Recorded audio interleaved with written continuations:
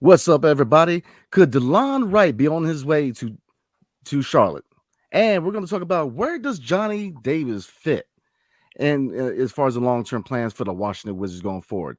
We're going to talk about that and more next on Locked On Wizards.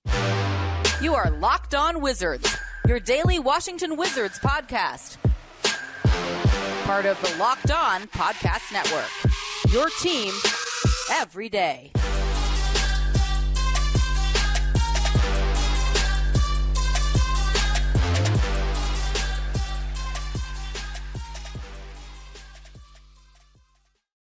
What's good, everybody? It's your boy Brandon Scott again with my guy, the real Ed Oliver. Thank you for making Locked On Wizards your first listen every single day. We are free and available wherever you get your podcasts and on YouTube, part of the Locked On Podcast Network, your team every single day. And we're going to chat it up and we're going to look at, there's been reports that Delon Wright is rumored to be a target for the Charlotte Hornets with Dennis Smith being gone and signing with the Brooklyn Nets. They need a backup point guard. And we're going to look at Johnny Davis. Where does he fit in the long-term plans for the Washington Wizards? Is he a starting material? Is he a six man? We shall talk about that. But so let's dive right into it. Reports have it to where with the departure of Dennis Smith Jr. to the Brooklyn Nets, the Charlotte Hornets are in need of a backup point guard behind LaMelo Ball. So Delon Wright has been a target for the Charlotte Hornets. So do you think we should or shouldn't trade him to Charlotte? And how does it alter the depth chart for the Washington Wizards if we indeed decide to trade him? I love Delon Wright. I thank you for his services here. I appreciate the defense he plays. He was definitely our best defender last year. You see in the games that he played how good we were defensively, and see in the games that when he didn't play, how bad defensively we were at the guard position. He was our best point of attack defender by far. And then players who account for the highest percentage of their team steals, Delon Wright was number one in the NBA with 44.8% of the Wizards steals. So that shows you how many steals. He was 18th in steals. Total steals last year with about 92 steals, something like that, that I saw on Basketball Reference. But, yeah, I mean, I would love for him to be here. If we were making a playoff push or a championship push, I think he's a great player to have as a backup point guard, as a great defender. But I would definitely trade him. And I think you can get a little bit more than what you got for Monte Morris. I know it's going to be another second-round pick. I'm not I always say the same thing. We have a billion second-round picks. I'm not going to, discredit second-round picks because there's some good players. You see what we got with Vucevic. Monty Bates is playing really well in the summer league. I think he's going to be a good player. Gigi Jackson's playing really well. Jokic was a second-round pick. There's so many. Draymond Green was a second-round pick. There's so many good second-round picks in the league that have contributed and become, if not all-star. Herb Jones from the Pelicans, he was a second-round pick. So there's a lot of value in second-round picks. You can trade second-round picks. Obi Toppin got traded for 2 second-round picks. KJ Martin got traded for a couple second-round picks. There's so many good players you can get and trade for young talent using second-round picks. So there's just more assets. You can pair the second-round pick with a first-round pick for a good player. So you never want to discount second-round picks anymore. But to the Charlotte Hornets, I think like you said, there's a team that needs a backup point guard, and they have a lot of young players on that team that are intriguing players, young players that have a lot of potential. Bryce McGowan is one of them. Nick Richards is one of them. James Bouknight has kind of struggled, but I think he's a young guard that could possibly, bloom and improve his game and get better. I still think he has potential. Kai Jones is a young center. We need a lot of front court depth. It's just Gaff, Muscala, and that's really it. Vucevic. So Nick Richards is a big man that could help. Nick Richards has always beat up on the Wizards. He averaged 8 points a game last year. So they got some young guys, not elite young talent, but they got some good talent that I think that you could possibly get in a Delon Wright trade that could definitely help and help our young talent develop. Yeah, I agree. I'm kind of looking at it from both sides. Delon Wright, I love what he does on his team, man. He's a leader on the second unit. He leads by example. His defense is, we said it last year, man, that his signing was probably the best under the radar move made by the Wizards, if not the NBA. If you look at how important he was to this team, because when he was not in the lineup, we struggled defensively. When he was in the lineup, he played great defense. And people forget he stretched the floor. He was a kind of a 3D guard. He'd be able to sit out there and shoot 3-pointers, but he just leading by example and being that tough guy on defense of the second unit really helped this team out. So as far as him mentoring young guys and being that leader on the second unit, I wouldn't mind him doing that. But, you already mentioned it, we're not exactly in a playoff push. So if you can get value out of him, I say go for it because, if you look at the roster Now I'm gonna take a look at it real quick. If you look at the roster, they have, like you said, a lot of young pieces, man. Um, Taking a look at it right now. Nick Richards, obviously, only 25 years old. He's making $5 million over 3 years. James Bouknight, 2-year deal, 4.5. He's only 22. Mark Williams, 7'1" center, 21 years old. Kai Jones, 6'11", only 22. I mean, even further. I mean, you got Scotty Lewis. We both like Bryce McGowan's. So they have young guys that you can definitely bring up in the Wizard system, man. Bryce McGowan's, but I'm saying he can play some basketball. And so I would definitely welcome the move because, like you said, they're not really in a playoff push. Now, his leadership, I think, is very important, especially with a young team. So this is kind of 50-50. I wouldn't mind him being traded, but I wouldn't mind him staying either. But I mean, kind of looking at the depth chart, hypothetically, if we move on from Delon, do you think this kind of opens up the door for Tyus going back to that backup point guard role, and maybe we see Jordan Poole at starting point guard? I think it could, or they would keep it the same way and have Tyus start at the 1 at the point, Jordan Poole still at the 2, and then Ryan Rollins would get more of an opportunity to play, because I said that he would hit the Jordan Goodwin role where he would be the third string guy. Now Rollins would step up and be your backup to Tyus, or they could do it that way where Jordan Poole could start at the 1, and then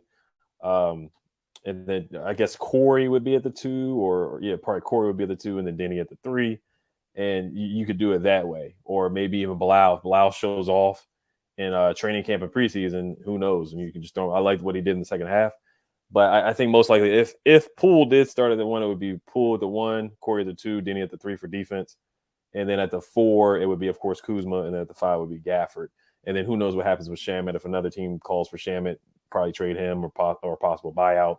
So those are the guards that we have on the roster. But I think they would still keep Tyus at the starting point guard position, and then Rollins would move up and be your backup point guard. Rollins.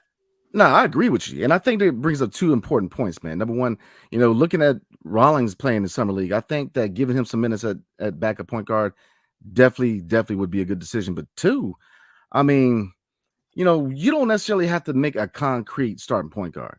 Depending on the matchups, Wes Unseld can kind of mix and match, and depending on the matchups, this team you can play Tyus at point. This team, if we want to push the pace, put Jordan Poole in there. He can kind of mix and match. You don't necessarily have to, like it is with quarterback in the NFL, like this is our guy. No, you can kind of plug and play where he seems fit as far as the matchup allows. So I think we have a lot of options. I think both Tyus and Jordan Poole both can start a point guard, and I'm cool with either one. They have 2 different play styles. Tyus is more of a floor general. Jordan Poole is more of an electrifying guy who's going to push the pace. So again, if I'm West, man, I'm looking at the matchup and I'm saying, look, this team's not good in transition D, so I'm gonna roll with Jordan Poole. This team, it's just a lot of options for West, man. But Delon, like I said, him staying, he provides that leadership for a young cat, especially in the second unit. But flipping them for some young guys, I'm not against that, because again, Charlotte has very intriguing young pieces, man. And we are in a rebuild now. I think this rebuild is not going to be a long one, man, because from the kind of the body language of what's going on in the front office, they wanted, this team's not going to be complete trash. Now, I'm not saying we're going to challenge for the playoffs.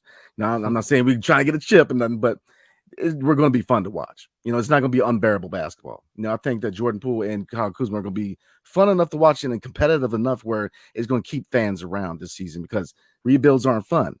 But, looking at Delon, it's intriguing. It is, because you can get a couple young pieces, but that's the thing, man. You can look at the plus and minuses. There's obviously plus and minuses to any trade or any deal in the NBA. You got to, is the sacrifice worth it? You're going to lose leadership. You're going to lose a little bit of defense by, trading Delon Wright. So you got to ask yourself, is it worth losing leadership and defensive prowess? Maybe, maybe not. So they got to weigh their options. To me, I think you win either way, because if you trade them, you get young pieces. If you keep them, you got a guy who's going to be a leader to those young guys, man. It's going to really show, lead by example and show by effort, man, because the effort's never been an issue for Delon. So, it's 50-50. I would not be upset either way, because I think either way kind of helps the Wizards out. So, next we're going to get into Johnny Davis. What is his long-term fit in the 202? But before we do, today's episode is brought to you by PrizePicks. So you're asking yourself, how does it work? Well, I'm going to tell you. You pick 2 to 6 players, and if they go score more or less in their PrizePicks projection, you can win up to 25 times your money on any entry. That's right. I'm going to repeat it. 25 times your money on any entry. No competing against other people. It's just you versus the projections available. PrizePicks offers projections on any sport that you can watch. This includes the NBA, the NFL, Major League Baseball, the NHL, PGA Golf, college football, men's and women's college basketball, soccer, the WNBA, esports, NASCAR, tennis, MMA, boxing, disc golf, Euro basketball, cricket, and more. Entries can be made in 60 seconds or less. It's that easy, safe, and fast withdrawals. Currently operation in over 30 states and Canada. Download the PrizePicks app and go to prizepicks.com to sign up and play daily fantasy sports. First-time users can receive a 100% instant deposit match up to $100 with promo code LOCKEDON. If you deposit $100, PrizePicks will give you $100. If you deposit $50, PrizePicks will give you $50. Don't forget to enter promo code LOCKEDON as sign up for an instant deposit match up to $100. And thank you for making Locked On Wizards your first listen every day. Every day is tomorrow. We are going to do a mailbag. We're going to answer all the questions you guys got. We're definitely going to talk about the offseason and a lot of what the outlook is for this team going forward, going into the regular season. So we're going to slide into Johnny Davis, and I'm going to pull up the question. This is a mailbag question you guys asked, and you shall receive. It's mailbag time. So Micaiah, and is that sadly a Wizard fan? That's funny. His question is this: with Poole, Bilal, Denny, and Kispert as the primary 2s and 3s on this team, where does Davis fit as a third string player? How many minutes does he actually get? Doubt he plays over those 4. So what do you think? Mm-hmm. Oh, one last thing I want to say about Delon. It's a contract year for him. He will be a free agent after the season. So even if we don't trade him now, they got to trade him before the trade deadline. They have to get some value for him, at least a second-round pick. And then I forgot to say one of the most legendary second-round picks in the history of the NBA, Gilbert Arenas, our very own. You know, Brandon has his jersey behind us on if you're watching on YouTube. Gilbert Arenas was a second-round pick. He was the 31st pick of the draft. So second-round picks are valuable. They really are. But to answer your question about Johnny, Johnny, where would he fit this season? I think he'll come off the bench. Landry Shamet, I'm not going to say he's a big factor on whether Johnny plays or not. I think whether Landry Shamet is here, Johnny's going to play regardless. But that's just another guy that's kind of in a rotation that could be on the floor. So that just gives Wes more of a chance to not play a young guy. So if Wes is really, because Wes is fighting for his job, so I do feel like he's fighting for his job. Of course, we're going to talk about the Nets coaches tomorrow that we just hired the new assistant coaches. Wes is going to be fighting for his job. I think the whole front office, they know that this roster is not as talented as some playoff teams and finals contenders like, Celtics, Bucks, Heat, but he's going to try to win. So he may, and we've seen Wes play Anthony Gill over Denny. We've seen him play Anthony Gill over some young guys. So could Shamet be that kind of guy where he's just playing Shamet over Johnny if Shamet's out there hitting threes and knocking down shots and Johnny's kind of struggling offensively still in the regular season?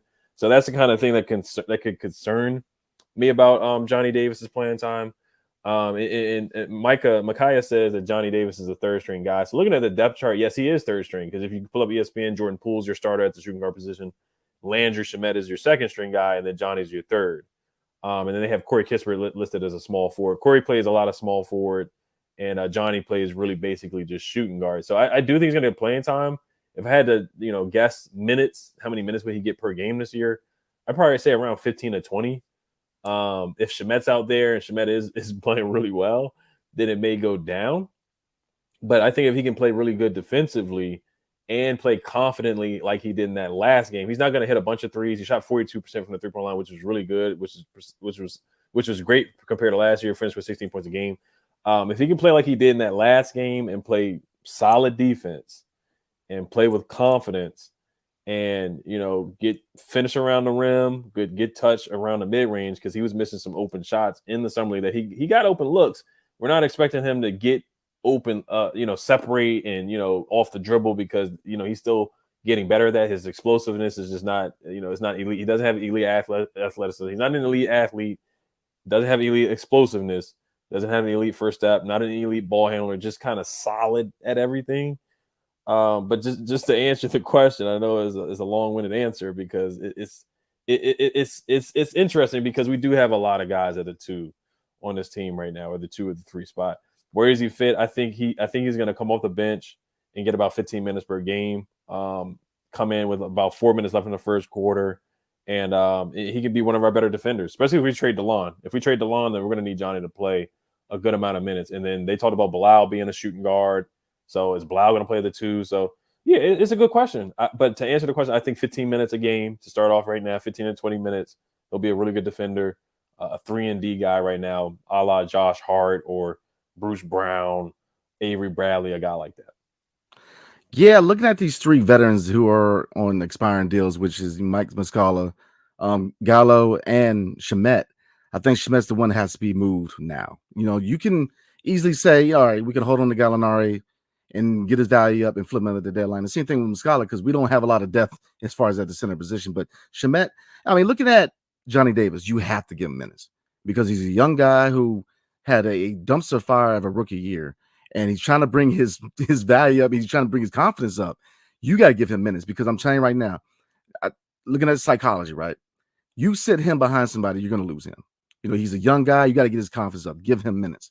Got to give him minutes. So, yeah, you got to find a way to get some value for Shamet. Maybe you include him with a potential Delon Wright move. I know he was rumored that the Miami Heat were looking at him, but you got to try to flip him, man, because don't have him sit. Because if you have Johnny sit another year behind a guy. Now you could argue, yeah, he could sit behind Shamet and maybe you flip Shamet at the deadline, but then you're looking at 2 seasons, man. This guy hasn't played a whole year. And so if you go into year 3 as a young guy where you haven't even played a full 82 game schedule, then I mean, as far as the development standpoint, I mean, what are we talking about? You got to give him minutes, especially because last year his year started badly. He went to the go-go, he got right, played well the last 10 games. But if he sits behind Shamet, you're going to lose him, man. I'm saying right now, you're going to lose him. And you're looking at a guy who could very well be a bust. He's got to get minutes because, like I said, you cannot go into year 3 and say, look, I'm in my 3rd year in the NBA and I haven't even played an 82 game schedule or a full year. So you got to definitely give him a full year under his belt, man, to see truly where he's at, man. Because, look, yeah, Summer League, he had his ups and downs and he looked decent. He looked a lot better from last year. But, look, 5 Summer League games ain't on 82 game schedule, man. I mean, the grind of a regular season, man, like that's where you find out where people are at, especially young guys. You need to put him out there and get him to play at 82 and see where he's really at. Because, look, again, next year you're going into year 3. If you don't see significant progress from Johnny Davis, then you might have to move him and see what you can give. I mean, if he has any value at all. And I'm a big fan of Johnny Davis, man. I want to see him succeed. I think he can be a scorer in this league.